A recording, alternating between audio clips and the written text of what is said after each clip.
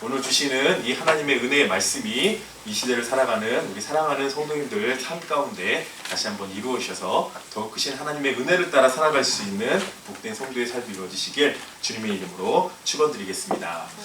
밝은소리 명성교회가 세워진 지 이제 6년이 되었습니다. 참 기도하는 과정 가운데서 하나님께서 많은 것들을 이렇게 생각나게 해주셨고 또 이런 개척이라는 그런 큰 결단과 어려움 속에서 다시 한번 믿음으로 용기를 주셨던 여러 성도님들 그리고 하나님 앞에 다시 한번 감사의 말씀을 먼저 올려드리면서 다시 한번 우리 교회가 정말 처음에 세워졌던 그런 여러 가지 생각과 그 방향대로 다시 한번 나아가면서 오늘 주시는 이 하나님의 말씀은 다시 한번 우리 교회에게 중간 점검을 하면서 그 하나님의 기쁜 뜻을 이루며 나아갈 수 있는 복된 교회가 되도록 우리에게 다시 한번 이렇게 재정립을 할 수 있는 은혜를 주시는 시간이 되시길 주님의 은혜로 우리가 받아들여야 될 줄로 믿습니다. 오늘 이 주시는 이 사도행전의 말씀, 특히 오늘 이 칭찬받고 복음을 전하는 이 교회라는 제야가 다시 한번 우리 사랑하는 성도님들 삶 속에서 이루어지셔서 더욱더 하나님의 놀라운 은혜를 따라 나아갈 수 있는 축복된 시간들이 삶 속에 이루어지시길 주님의 이름으로 축원드리겠습니다. 오늘 저희가 칭찬을 받고 복음을 전하는 이 교회라는 주제로 이렇게 하나님 앞에 은혜의 말씀을 나눌 때에 우리가 이제 이 사도행전의 이 이야기들이 참 복음이 이렇게 널리 전파되어지고 수많은 사람들에게 믿지 아니하는 그들에게 복음이 전해지는 그 과정 가운데서 참 여러 가지 교회의 모습들 그리고 그 안에서 행해졌던 여러 가지의 그런 선교의 사역들의 모습이 과연 어떻게 우리에게 통합되어서 나오겠는가라는 것들을 보게 되어지면 아이러니컬하게도 이 사도행전 16장의 이 말씀이 다시 한번 그 복음을 전했었던 그 사도 바울의 사역의 핵심된 요소들이 되어지는 것들을 우리가 볼 수 있다는 것입니다. 그래서 우리가 가장 먼저 봐야 될 것은 무엇이냐면은 칭찬을 받는 교회, 칭찬을 받는 사람, 칭찬을 받는 그리스도인이 되어야 된다는 것에서 우리가 먼저 이 말씀의 뜻을 따라 나아갈 수 있어야 한다는 것이에요. 그래서 오늘 사도행전 16장 1절 2절에 이렇게 기록되어 있는 것을 보게 되어집니다. 바울이 더베와 루스드라의 이름에 거기는 디모데라 하는 제자가 있었으니 그 어머니는 믿는 유대 여자요 아버지는 헬라인이라 디모데는 루스드라와 이고니온에 있는 형제들에게 칭찬을 받는 자다라는 것들에 대해서 가장 먼저 기록해주고 있는 것을 보게 되어진다는 것이에요. 디모데가 참 하나님 앞에서 널리 쓰임을 받고 사도 바울의 그런 그 인정을 받아서 그가 이제 가장 유력한 후계자로 이렇게 인정을 받으면서 참 사도 바울이 굉장히 많은 그런 사역에 동참하게 하고 또 그에게 교회를 맡기면서 놀라운 그런 역사들을 이루게 하는 그런 일들을 우리가 보게 되었는데 그 과정 가운데서 가장 먼저 봤었던 것이 무엇이었냐면은 칭찬을 받는 사람이었다라는 것들에 대해서 그에게 가장 먼저 포커스를 주고 나아갔던 것을 보게 되어진다는 거예요. 그래서 어떻게 보면 그리스도인들은요, 이 삶의 현장에서 하나님 앞에 칭찬받는 것, 그리고 사람 앞에 칭찬받는 것, 이 모든 것들이 너무나도 중요하다는 사실을 놓쳐서는 안 된다는 것이에요. 하나님께 칭찬받는 것과 사람들에게 칭찬받는 그런 것들. 참 사람들은 참 많은 그런 정서적인 그런 존재이기 때문에 이런 칭찬에 대해서 굉장히 많은 사람들이 민감하게 반응하고 예민하게 반응하는 것을 보게 되어집니다. 그래서 우리가 잘 알고 있는 유명한 베스트셀러 중에 하나가 칭찬은 고래도 춤추게 한다는 그런 책이 있는 것을 우리가 보게 되어지는데 이 칭찬이라는 것은요 말 그대로 그 사람을 굉장히 엔커러지하게 하고 치열업하게 하면서 그 사람이 참 그 길을 걸어갈 수 있는데 굉장히 많은 도움을 주게 되어지는 것들을 보게 되어진다는 것이죠. 하지만 이 칭찬을 우리가 다시 한번 바라보게 되어질 때 오늘 디모데는요 그리스도인들에게 먼저 칭찬을 받은 사람이 아니었다는 것을 우리가 먼저 볼 수 있어야 한다는 거예요. 디모데는 가장 먼저 어머니는 믿는 유대 여자였지만 아버지는 헬라인이었어요. 그리스 사람이었다는 것이죠. 이게 뭐냐면은 어떻게 보면은 유대인들이 지금도 굉장히 철두철미하게 지키고 있는 것 중에 하나가 정통성이거든요. 그래서 유대인들은 유대인들과 결혼해야 된다. 마치 우리 한국 사람이 한국 여자와 이제 한국 사람들끼리 이제 결혼하는 것들을 원하듯이 유대인들은 이게 더 강렬히 원해서 지금도 유대인들끼리 그런 혼인을 맺고 그런 것들에 대해서 굉장한 정통성을 부여하면서 지금도 그 사람들의 선민의식에 이렇게 들어가서 살고 있는 사람이기 때문에 이런 것들이 굉장히 지켜지고 있는 부분인 것들을 우리가 보게 되어지는데 불행하게도 오늘 디모데는요 아버지는 헬라인이었다는 사실을 우리가 먼저 말씀 속에서 발견해 볼 수 있다는 거예요. 이렇게 되다 보니까 어떻게 보면 디모데는 태생적으로 흠이 있는 사람이라는 것이죠. 그 흠을 가지고 있는 사람이다 보니까 아무래도 이 유대인들의 세계에서는 그가 많은 인정을 받기 어려운 그런 부분들이 있다는 것을 우리가 보게 되어진다는 거예요. 참 그런 것들이 우리도 이렇게 우리나라 사회에서도 보게 되면은 그 얼굴이 검은 그런 사람들 있지 않습니까? 이제 미군과 이렇게 결혼해서 나와서 그 자식이 이제 뭐 이렇게 흑인 미군과 결혼해서 자식이 흑인인 그런 사람들이 있는데 얘기를 하면 한국말을 굉장히 잘하죠. 영어는 잘 못하고. 그러면서 이제 그 사람들이 이야기하는 것 중에 하나가 뭐 대표적으로 인수리 씨가 그런 건데 차별이 굉장히 많았다는 거예요. 차별 속에서 그가 굉장히 살기 힘들었던 그런 것들을 이제 노래 가사로 뽑아내면서 소울이 담기기 시작하면서 많은 사람들에게 인정을 받고 그가 칭찬받는 그런 이제 가수가 되었지만 그 과정 가운데 올라가는 그 여정들은 굉장히 힘들었던 것을 우리가 이렇게 이야기를 통해서 그녀가 하는 그런 이야기들을 통해서 우리가 이렇게 상상해 볼 수 있다는 것이죠. 마찬가지로 디모데도요. 어떻게 보면은 정통 유대인들과는 좀 이렇게 차원이 다른, 그러니까 차별을 받을 수밖에 없는 태생적인 구조를 가지고 있었던 그런 사람이었던 것을 보게 되어집니다. 하지만 어머니는 유대인이었어요. 그래서 그 사도 바울이 그 어머니에 대한 칭찬을 굉장히 많이 하거든요. 그래서 그 어머니가 믿음으로 잘 가르쳤고 믿음으로 키워냈고 믿음을 가르치면서 그가 믿음의 길을 떠나지 않도록 많은 것들을 그가 지키며 나아갈 수 있도록 그 어머니가 많은 도움을 줬는데 결국 디모데는 루스드라와 이고니온에 있는 형제들에게 칭찬을 받는 자라는 그런 칭호를 오늘 얻게 되었다는 것이죠. 이 루스드라나 이고니온은 어떤 곳이냐면은 복음이 들어가지 않은 곳이었어요. 아직 그러니까 사도 바울에 의해서 복음화가 되어지기 시작한 곳이지만 사도 바울이 들어갔을 때에는 아직은 복음이 들어가지 않는 예수의 옛자도 모르는 그런 도시였다는 것이에요. 그래서 그 사도행전 14장 19절에서 21절에 보게 되면 유대인들이 안디옥과 이고니온에 와서 무리를 충동하니 그들이 돌로 바울을 쳐서 죽은 줄로 알고 시외로 끌어내서 돌로 이제 버렸다라는 것이죠. 그래서 제자들이 둘러섰을 때에 바울이 일어나 그 성에 들어갔다가 이튿날 바나바와 함께 더베로 가서 복음을 그 성에 전하여 많은 사람을 제자로 삼고 루스드라와 이고니오와 안디옥으로 돌아갔다라는 걸 이야기가 있어요. 어떻게 보면은 복음에 대해서도 그렇게 호의적이지 않았던 그런 도시였는데 디모데는 그곳에서 칭찬을 받았었다. 이 루스드라와 이고니온에서 굉장한 명망이 두터웠고 칭찬을 받는 그런 사람이었던 것을 우리가 이 말씀 속에서 볼 수 있다는 거예요. 그래서 저희는요, 교회는요, 어떻게 보면은 이런 세상이 험악해져가는 과정 속에서 칭찬을 받아야 한다는 거예요. 믿는 사람들이 적은 곳에서 교회는 칭찬을 받아야 된다는 거예요. 복음이 들어가지 않는 황폐한 곳에서 저 교회는 뭔가 다르구나. 저 그리스도인들은 뭔가 다르구나. 저 그리스도인들이 정말 하는 행동, 생각, 그 마음 씀씀이가 이거는 뭔가 우리와 뭔가 좀 다르구나라는 그런 칭찬이 우리의 삶 가운데 들려야 된다는 거예요.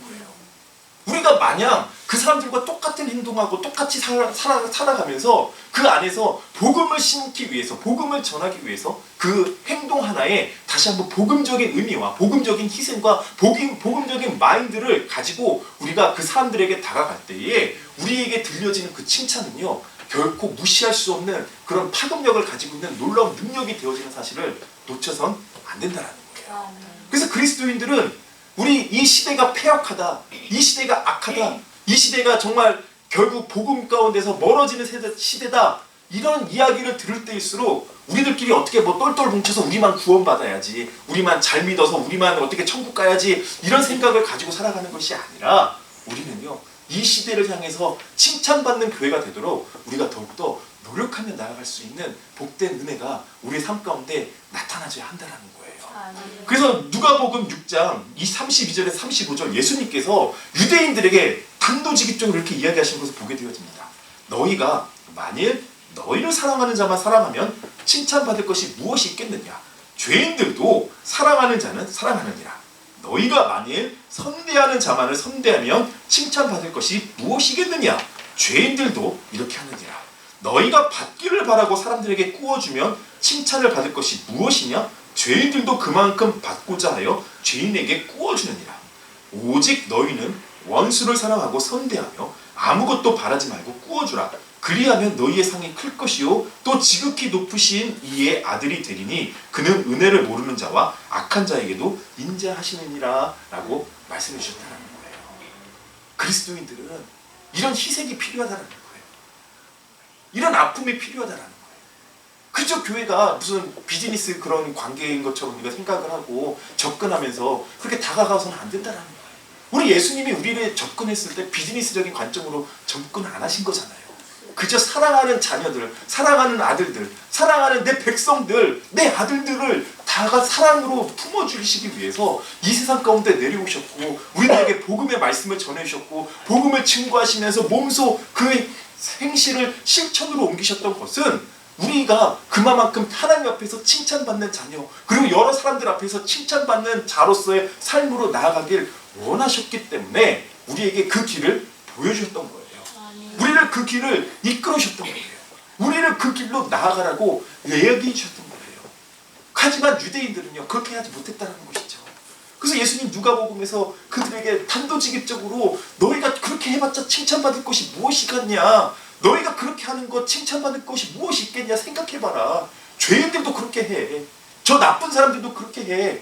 예수 믿지 않는 다른 사람들도 내 자식 이쁘다고 하고 내 새끼 이쁘다고 하고 내 주변에 있는 내 유익을 위해서 내 이익을 위해서 뭔가 다 헌신해 가면서 해. 네가 다를 게 뭐야? 너희가 다를 게 뭐야?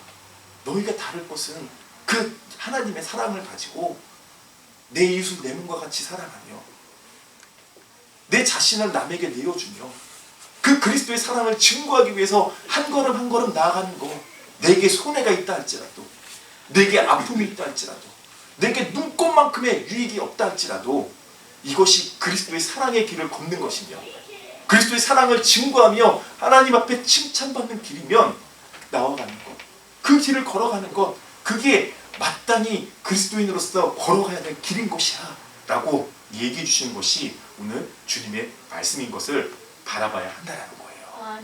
그래서 칭찬받는 것은 교회 안에서 칭찬받는 것 물론 중요해요. 교회 안에서도 칭찬을 받아야 되죠. 교회에서도 많은 사람들이 칭찬하고 많은 사람들이 좋아하고 많은 사람들이 사랑하는 거 당연한 거예요.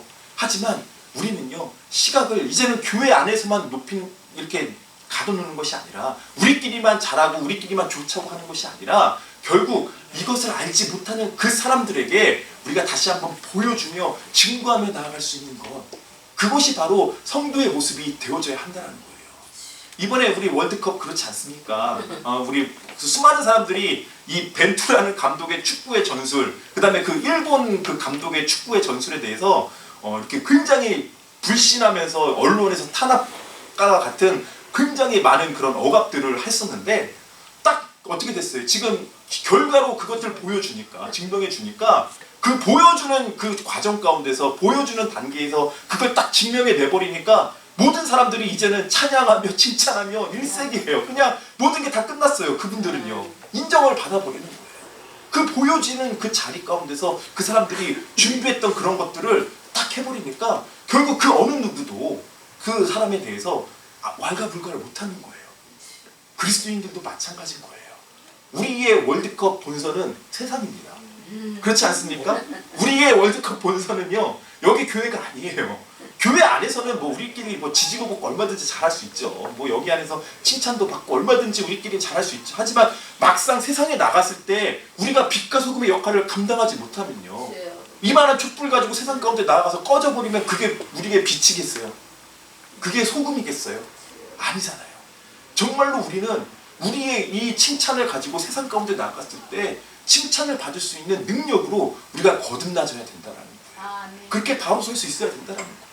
이 세상이 우리를 다시 한번 바라보며 믿지 아니하는 자들까지도 칭찬할 수 있는 그런 것들, 그 사람들이 다시 한번 바라보면서 우리 가운데 그리스도인들은 뭔가 다르구나, 이방인들이 바라보면서 저 사람들이 믿고 있는 그 예수님을 내가 다시 한번 바라봐야지 생각할 수 있는 것, 저 사람들 대체 뭐가 있길래 저렇게 기쁘며 저렇게 희생하며 저렇게 섬기며 우리 가운데 이 복음의 메시지를 증거하고 있는가, 그 의아심을 품어줄 수 있는 그런 삶의 방향으로 우리는 다시 한번 나아가야 될 줄로 믿습니다. 네. 빌립보서 4장 8절에 이렇게 이야기하고 있어요. 끝으로 형제들아 무엇에든지 참되며 무엇에든지 경건하며 무엇에든지 옳으며 무엇에든지 정결하며 무엇에든지 사랑받을 만하며 무엇에든지 칭찬받을 만하며 무슨 덕이 있든지 무슨 기름이 있든지 이것들을 생각하라.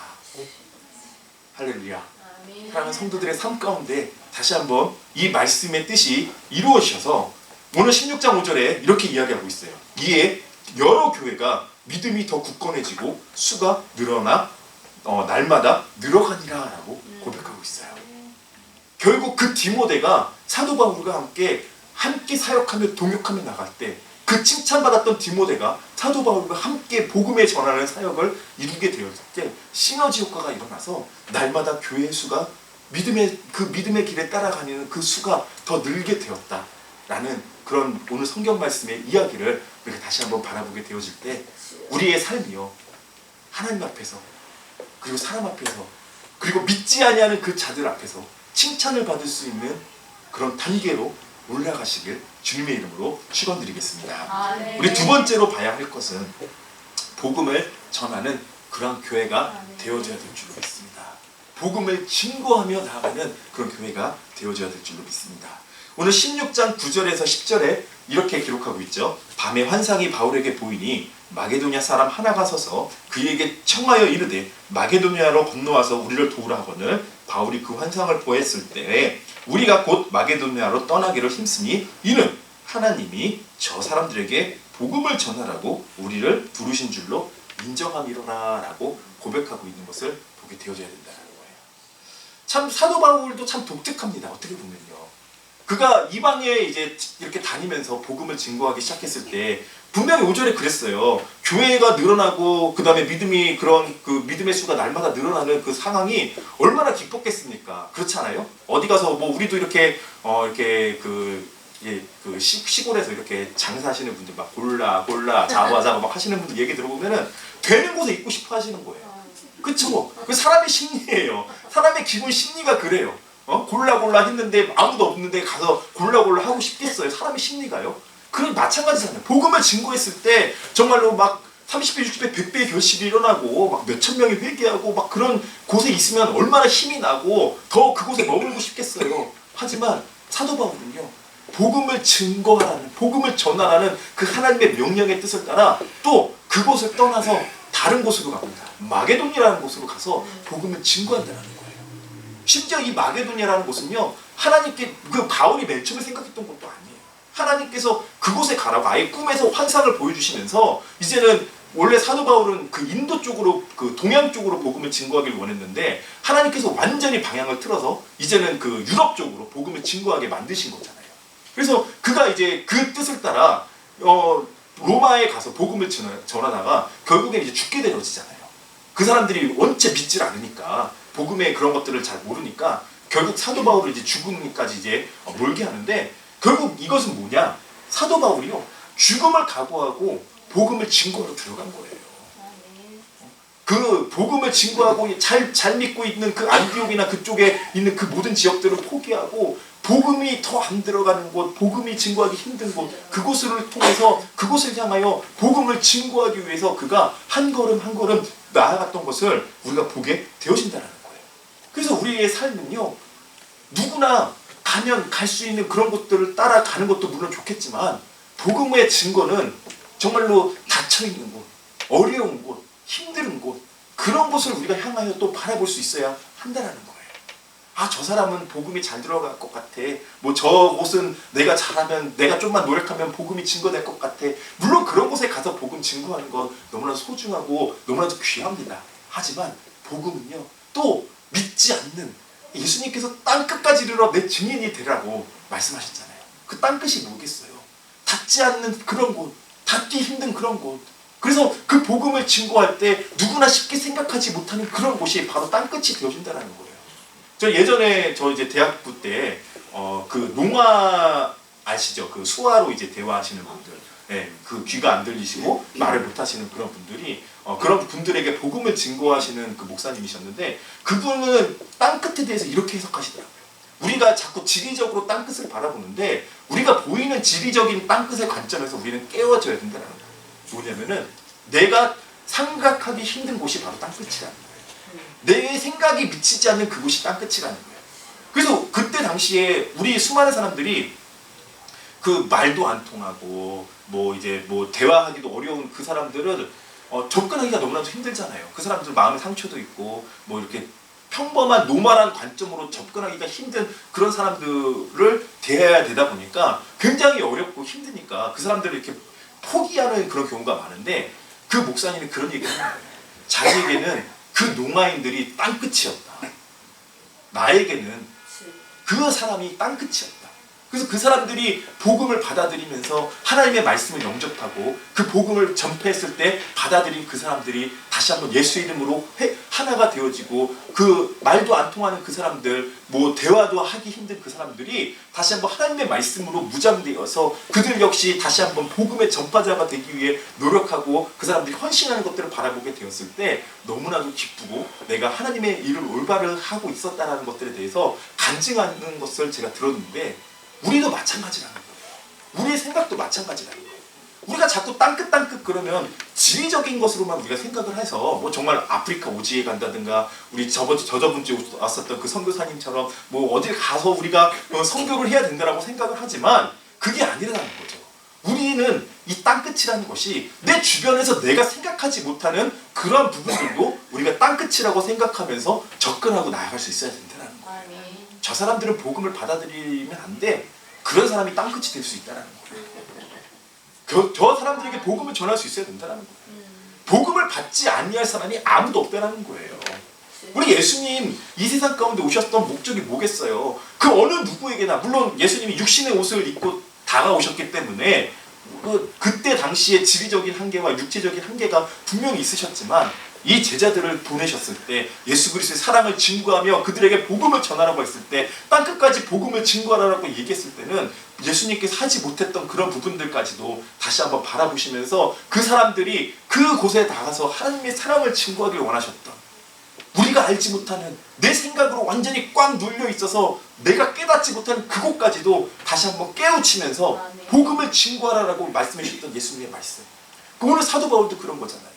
나는 아시아에 가고 싶었지만 전혀 생각지도 못했던 그곳으로 가서 복음을 증거하라고 했을 때 나의 땅끝은 여기가 아니라 거긴가 보구나 생각하면서 아멘으로 그가 순종하며 나아갔었던 그 사도 바울의 마음, 교회가 바로 그런 마음으로 다시 한번 무장되어져야 된다는 거예요. 우리 주변에서 얼마든지 땅끝을 찾을 수 있어요. 우리 주변에서 얼마든지 마게도냐를 찾을 수 있다는 거예요. 어렵게 생각해서는 안 된다는 것이에요.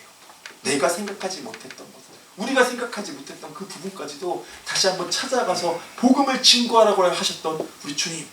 그래서 시편 51편 14절에서 15절에 이렇게 찬양하는 것을 보게 되죠. 하나님이여 나의 구원의 하나님이여 피 흘린 죄에서 나를 건지소서. 내 혀가 주의 의를 높이 노래하리이다.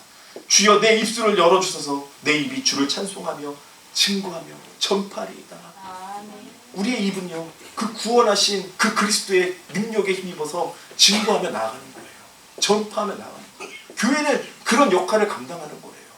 우리끼리 잘 모여서 뭐 좋은 곳에서 우리가 참 뭐 교회 이렇게 좋게 이렇게 해서 정말 우리끼리 잘 먹고 뭐 이런 식으로 하면서 우리가 하는 게 아니라 이 안에서 땅끝이 무엇인지 생각해보고 우리가 놓치고 있는 부분이 뭐가 있지 않았나 생각해보면서 우리는 비록 예수님을 일찍 영접해서 정말 이곳에서 복음의 씨앗을 이렇게 들어가면서 이렇게 정말 좋게 복음을 받아들이고 나아가지만 혹시 그것을 놓치고 있는 사람이 있지 않을까? 내 원수 되었던 사람까지도 생각하면서 저 원수 같은 사람 이렇게 생각하면 자꾸 내 옆에 자고 있는 사람들을 생각하시는 분들이 많은데 그렇게 생각하시지 마시고 그분들도 아무튼 땅끝이라고 생각하면서 우리가 복음을 증거할 수 있는 복음을 증거하면 복음으로 무장되어지고 복음으로 변화되어져서 사랑하며 살아갈 수 있는 그런 세상을 만드는 것 그게 우리의 목표가 되어지고 우리의 모습이 되어져야 한다는 것이에요. 그래서 예수님도 보면요 마태복음 4장 23절에 보면 이렇게 기록하고 있어요. 예수께서 온 갈릴리에 두루 다니사 그들의 회당에서 가르치시며 천국 복음을 전파하시며 백성 중에 모든 병과 모든 악한 것들을 고쳐주셨다. 예수님도 다른 거 하신 게 아니잖아요. 복음을 증거하신 거예요. 하나님의 나라가 이제 말씀이 육신이 되어서 이 세상 가운데 나왔다. 하나님이 너희를 이렇게 사랑하신다.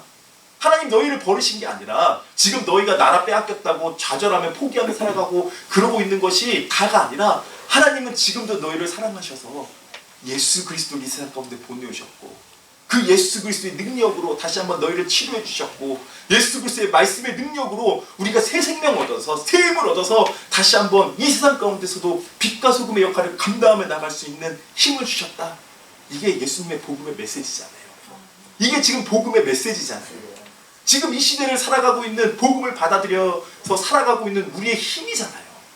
이것들을 증거하며 살아갈 수 있는 능력이 우리의 삶 가운데 회복되어지고 나타나줘야 된다는 거예요. 또 사도 바울이 이렇게 고백했죠. 고린도 교회에다가요. 그리스도께서 나를 보내심은 세례를 베풀게 하려 하심이 아니요 오직 복음을 전하게 하려 하시는데 말의 지혜로 알지 아니함은 그리스도의 십자가가 헛되지 않게 하려 함이니라. 고린도 교회가 막 싸웠잖아요. 나는 바울파다, 그리스도파다, 베드로파다, 나는 바울파다 막 이러면서 뭐 정말 그 교회가 계속해서 갈라지니까 사도 바울이 딱 잘라 얘기한 게 나는 세례를 주려고 교회를 세운 게 아니다. 내가 뭔가 이렇게 높아지려고 교회를 세운 게 아니다. 교회가 하는 목적은, 교회가 하는 본질은 복음을 전하는 것이다. 너희가 뭐 내 파다, 네 파다, 양파다, 쪽파다 이러면서 막 너희들끼리 싸우는 그게 중요한 게 아니다라는 거예요. 교회는 복음을 전하는 곳이야. 교회는 복음을 전하는 곳이야. 목사파, 장로파, 집사파 막 이러면서 나누어서 싸우는 게 아니라 너희들끼리 그러면서 치고받고 하면서 너희들끼리 뭔가를 하려고 하는 것이 아니라 거기서 부귀영화를 찾으려고 하는 것이 아니라 모여서 복음을 전하는 거야. 나는 그러려고 부름받았고 그러려고 지금도 사역하고 있고 지금도 그 사명으로 나는 고린도 교회 너희들에게 편지를 쓰는 거야. 이게 바로 교회의 본질이 되어졌다는 거예요. 교회의 본질을 놓쳐서 안 된다는 거예요. 그래서 결국엔 우리도요 날마다 모여서 복음을 전할 수 있는 복음을 증거하며 그리스도의 살아계신 하나님 얼마나 좋은 시기입니까? 또 연말이요. 우리 성탄절 다가오잖아요. 예? 정말 그리스도의 사람 정말 예수님 우리 이 세상 가운데 오신 것 정말 이 세상 가운데 왜 오셨겠니? 뭐가 아쉽다고 그분이 부귀영화 다 내려놓으시면서 이 세상 가운데 내려오셨겠니?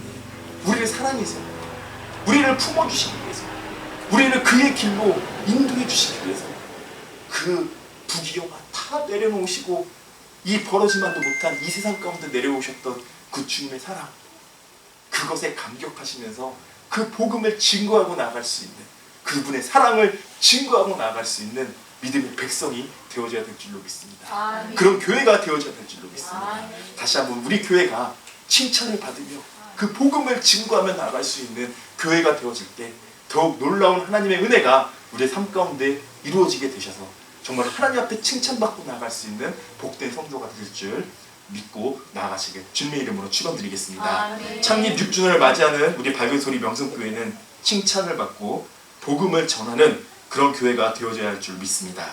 이것은 모든 교회가 가져야 할 사명이지만 이타적인 방향으로 나아가지 못하게 될 때 이루기 힘든 것임을 우리가 다시 한번 바라봅니다.